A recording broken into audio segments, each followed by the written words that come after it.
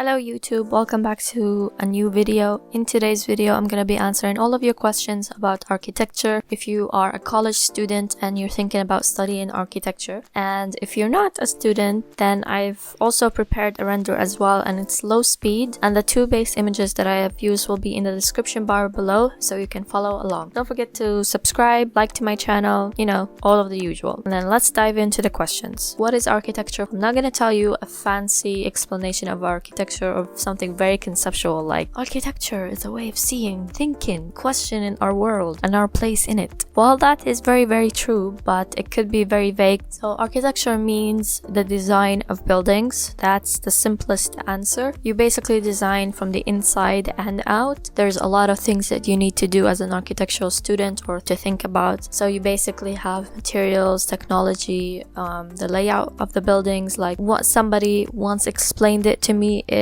as an architect, you design or you decide each chair, or like the layout of the living room, you decide where the chairs are going to be or where the furniture is going to be. But if you're an interior designer, then you design that piece of furniture, if you know. That's basically the thing. However, architects do kind of expand also to interior design, which is something I'm very interested in as well. Architecture also expands to urban design, so not just the design of buildings. You can design bridges, you can design urban spaces, and for example, a whole new urban development, so a lot of houses or apartment blocks, that's also included. So it's pretty much a wide range of different specialties or different courses all into one. You're gonna have to do a lot of research, you need to do a lot of drafting and sketching, because you might think that designing a building is very easy and very simple, but it's not. And if you think architecture is something just about coloring and painting, and it's also not true, because it's much more than that. We always start with a large group of students, and then we end up with half the students or even less, because the people that get into architecture don't know exactly what that course intakes. How to construct a building, like need to study all of the new construction methods, all that kind of stuff. It's very complicated, so make sure you read more into what is architecture before you get into architecture, because you might be looking for something else. What college subjects should I take? So you should take basically subjects that are computer-aided design, so anything related to AutoCAD or Revit or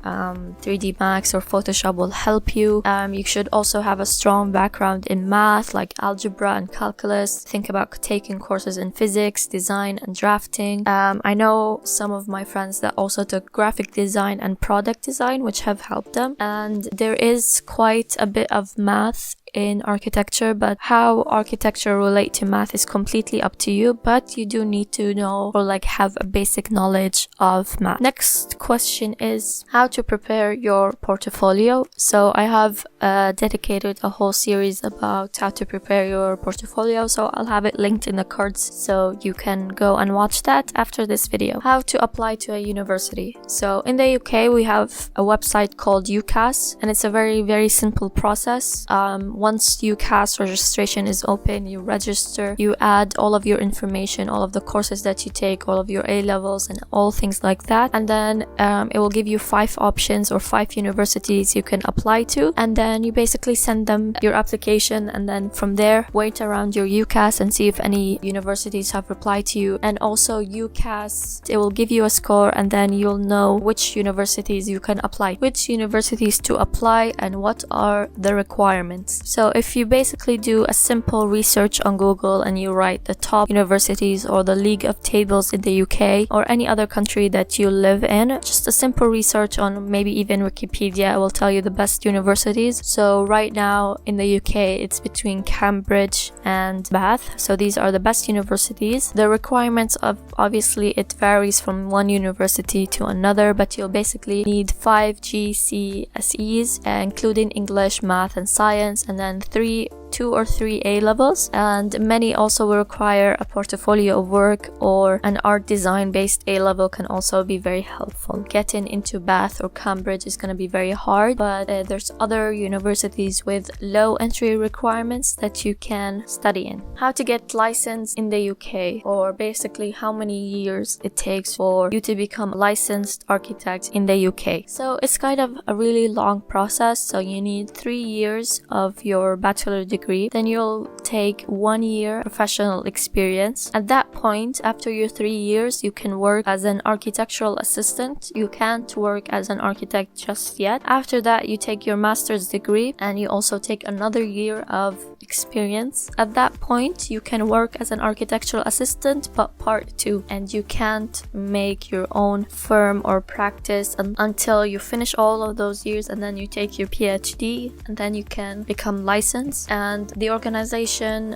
in charge of architecture in the UK is called the RIBA, and very serious in the UK. So for example, you can't call yourself after bachelor degree or master's that you're an architect. You're an architectural assistant, because if you pretend or just say that you're an architect and you get commissions or even just simple project, and if the people then find out that you're not really an architect, you can be prosecuted. Can you transfer as an international student, or can you study as an international student? If you want to transfer or study in the UK, then yeah, I'm sure you can, because I did too. However, it's very hard because, as I said, you need to study 3 years of bachelor degree from an RIBA accredited university. So for example, if you study in somewhere like Dubai and that university is not RIBA accredited, how will you transfer to an RIBA accredited university? They need to know that what you're studying is to the RIBA standards, if you know what I mean. So if you want to transfer, then you have to transfer within the first year, could be easier. And also, if you're an international student, you need to really look at the price. So for example, because I'm an international student, the price of the university really played a role in which universities I can apply to. So for example, most universities here in the UK, they charge £9,000 for home students, which means British students or students that live in the UK. But then international students, it can go up to 20,000. Like, that's double the price, and it's just so expensive. How much do architects make? So when you're fresh out of universities, the architecture, like I said, you will be an architectural assistant. It will start around 22,000 or even less. So project architects, you can earn up to 34k. And then if you're a partner or director of a really large firm, you can get paid between 38 and 90. So now these numbers I found from my research and from Google, but it also really depends a lot. If you are an outgoing person and you make a lot of contacts, that means you get more projects, which makes more money. And it also depends on the size of the project, it depends on the size of the firm. And basically, when I first started architecture in Saudi and also in the UK, the first thing that our teacher told us, if you are studying architecture for the money, the door is wide open for you, because apparently you don't make enough or you don't make much as an architect. So I think you should have experience in both architecture and interior design. Where to buy architectural supplies? I'm still getting used to where to buy architectural supplies, or basically just art supplies here in the UK. So we have stores like The Works, Raymond's, Hobbycraft. I think I prefer mostly Hobbycraft because it's more about crafts and arts. However, The Works and Raymond's is basically just a stationery shop where you can buy different things and toners and printers and papers. It's not really dedicated to art. However, in Saudi we had like a really big, I'd say like a supermarket. It was all about art and architecture. But I also found a few websites that I can buy some supplies from. So I buy a lot of things from Amazon, I buy from eBay. You can also order from Hobbycraft online. There's also Graphics Direct, and there's also Jackson's Art Supplies, which sent me their pastels. And I was really impressed with the pastels and even just the quality of the website. I think I'll be ordering a bunch of stuff from there because it seems really interesting and very affordable as well. Will I still be human after architectural school? Yes. Yes, you will be. So there is advantages and disadvantages to studying architecture. So one of the advantages is you become a much stronger person. You'll be equipped with many skills.